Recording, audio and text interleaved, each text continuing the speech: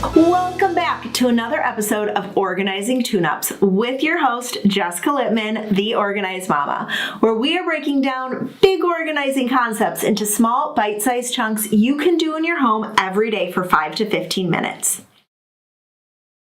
There are 7 items in your home office right now that you can get rid of immediately, immediately.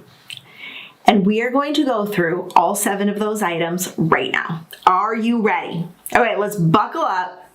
And if you are able to, go into your home office and find these items and get rid of them now while we're talking about them. This is how you're going to take action in this podcast today. We're going to start with junk mail. You don't need junk mail. Recycle it, shred it, whatever it is, get it out of your home office now.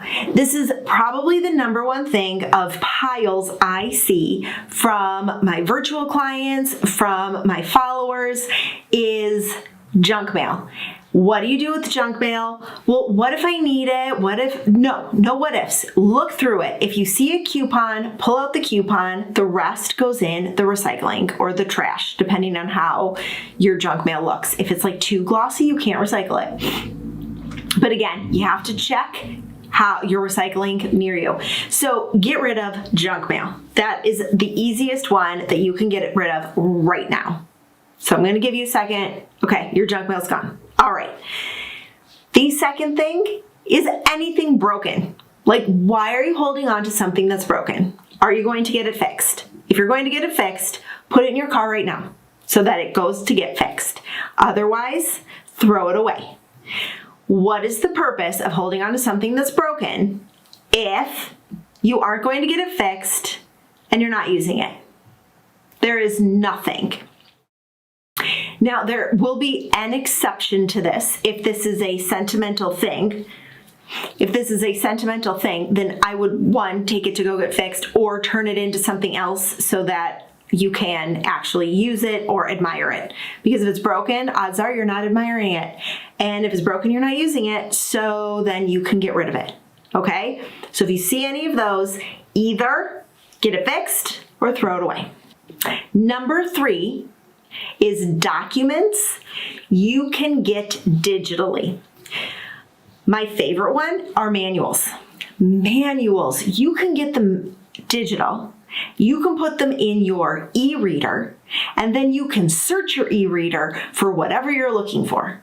And now you don't have any manuals in your office because you have them digitally. Now, if you can't get it digitally, then keep it. Some older appliances the manuals are not online or they're not readable. So then don't get rid of those. But the ones, any new appliance, the manual is online. You can download the PDF to your e-reader, and now you can search your e-reader for those.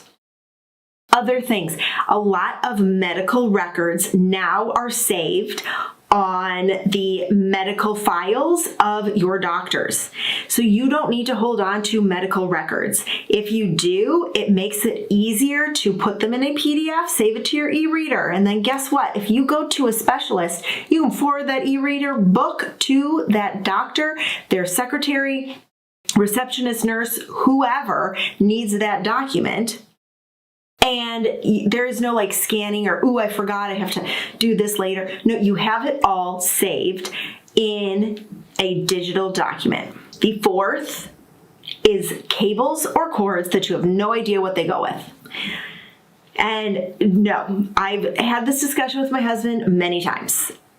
Some things you know what they go with, and some things you don't. The ones that you don't know what they go with, or there's something that you don't use anymore, or you might not even have.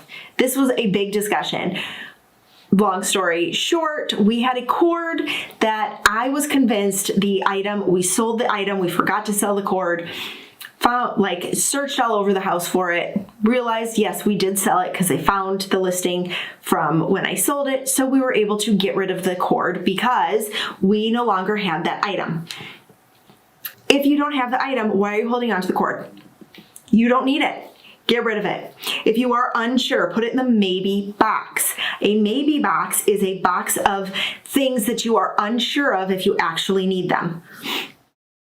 But with a maybe box, you need to set a deadline, a calendar reminder for yourself on that particular item. So if you put cords in there, you put a reminder of, check the maybe box for cords. They've been in there for a month. If you need them during that month, then you know where they are. If you don't need them during that month, unless it's seasonal, then you can easily part with those particular cords.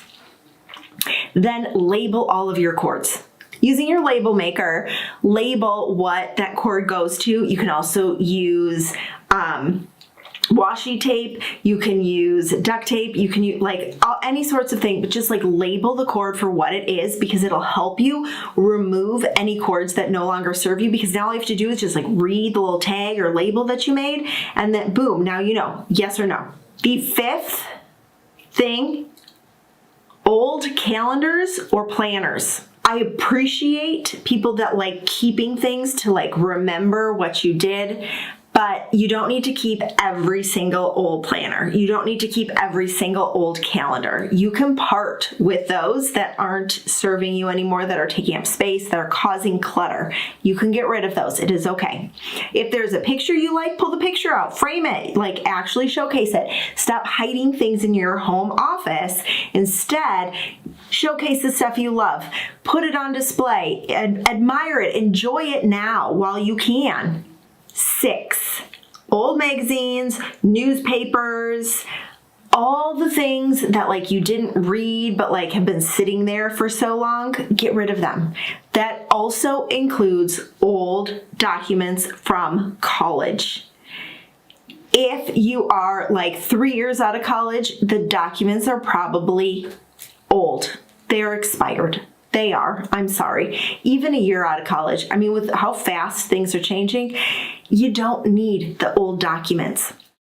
And if you are unsure, turn them into digital documents. Now they're saved on your computer and you don't have the headache of papers piling up in your office. And the last thing you can get rid of in your office right now is anything that doesn't inspire you. Anything that visually is distracting to you from working. This can include, artwork that you don't like. This can be any sort of clutter on your desk, whatever it is, anything that doesn't inspire you in your office, just part with. Or put it in a different room. It doesn't need to stay in your office. There are other rooms in your house that item might benefit more than your office. So remove the stuff that doesn't inspire you, because you want to be inspired where you work. So if you've been taking action while we've been talking, keep going. Otherwise, I want you to start removing those items that you don't need in your home office right now. And I'll see you in the next one.